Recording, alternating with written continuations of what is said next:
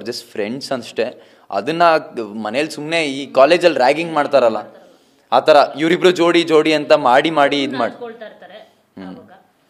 So ಅಷ್ಟೇ, ಅದೇನು ತೀರಾ ತಲೆ ಕೆಡ್ಸ್ಕೊಳ್ಳೋ ಅಂಥದ್ದಲ್ಲ. ಅವ್ರು ಹೊರಗಡೆ ಬಂದಮೇಲೆ ಪ್ರಾಬಬ್ಲಿ ಫ್ರೆಂಡ್ಸು ಆಗಿರಲ್ಲ ಅಂತ ಅನ್ಸುತ್ತೆ ನನಗೆ.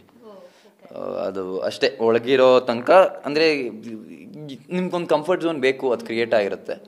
ಬಟ್ ನಂಗೆ ಯಾವತ್ತೂ ಅವ್ರ ಜೋಡಿ ಅಂತ ಅನಿಸಿಲ್ಲ. ಆ್ಯಂಡ್ ತನಿಷಾಗೂ ಗೊತ್ತಿರುತ್ತೆ, ಅಂದರೆ ಈಗ ಬೇರೆಯವ್ರು ಯಾರಾದರೂ ಹೇಳಿರ್ತಾರೆ ನೀವು ಮನೇಲಿ 24 ಗಂಟೆ ಸ್ಪೆಂಡ್ ಮಾಡೋತ್ತಿಗೆ ಎಲ್ಲ ವಿಷಯಗಳು ಬರುತ್ತೆ, ಎಲ್ಲ ವಿಷಯಗಳು ಹೋಗುತ್ತೆ, ಪ್ರಾಬ್ಲಿ ಗೊತ್ತಿರುತ್ತೆ. ಫೈನಲಿ ಈಗ ಟಾಪ್ 5 ಯಾರು ಬರ್ತಾರೆ ಅಂತ ಅನಿಸುತ್ತೆ? ಪ್ರತಾಪ್, ಸಂಗೀತ, ವಿನಯ್, ಕಾರ್ತಿಕ್, ಸಂತು, ಪಂತುಲ್ ಇಬ್ಬರು, ಅಂದರೆ ಅವರಿಬ್ಬರಲ್ಲಿ ಒಬ್ಬರು. ವಿನ್ನರ್ ಯಾರು ಆಗ್ತಾರೆ, ಯಾರು ಆಗಬೇಕು ನಿಮಗೆ? ವಿನ್ನರ್ ನನಗೆ ಅನ್ಡೌಟೆಡ್ಲಿ ಈ ಆನ್ಸರ್ ಎಲ್ಲರಿಗೂ ಗೊತ್ತು, ವಿನಯ್ ಆಗಬೇಕು. ನಾನು ಭರತ್ತಿಗೂ ಅದನ್ನೇ ಹೇಳಿ ಬಂದಿದ್ದು, ಗೆದ್ದು ಬನ್ನಿ ಬ್ರೋ ಅಂತ. ಪ್ರತಾಪ್ಗೆ ಮತ್ತು ಸಂಗೀತಕ್ಕೆ ಚಾನ್ಸಸ್ ಇದೆ. ಹೊರಗಡೆ ನೋಡಿದಾಗ ಪ್ರತಾಪ್ಗೆ ಮತ್ತು ಸಂಗೀತಗೆ ಹೆವಿ ಚಾನ್ಸಸ್ ಇದೆ.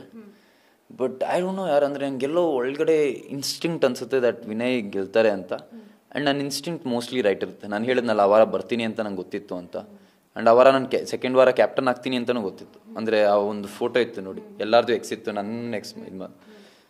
ಸೊ ನಂಗೆ ಆ ಇಮೇಜಸ್ ಕಾಣುತ್ತೆ. ಸೊ ಸುದೀಪ್ ಸರ್ ಒಂದು ಕೈಯಲ್ಲಿ ವಿನಯ್ ಅವ್ರ ಕೈ ಇರುತ್ತೆ, ಇನ್ನೊಂದು ಕೈ ಇದರ ಪ್ರತಾಪ್ದಾರ್ ಸಂಗೀತದಾಗಿರುತ್ತೆ. ಆ್ಯಂಡ್ ಎಲ್ಲೋ ವಿನಯ್ ಅವ್ರು ಗೆಲ್ತಾರೆ ಅನಿಸುತ್ತೆ ನನಗೆ. I don't think so. ಅಂದರೆ ಈ ಕಾಂಪಿಟಿಷನ್ ಇದರಲ್ಲಿ, ಅಂದರೆ ನಾನು ಅವ್ರ ಫ್ರೆಂಡ್ ಅಂತ ಹೇಳ್ತಾ ಇಲ್ಲ, ಆ ಇದರಲ್ಲಿ ಅವರು ಇರಲ್ಲ ಅಂತ ಅನಿಸುತ್ತೆ. I don't think so. Finally Bigg boss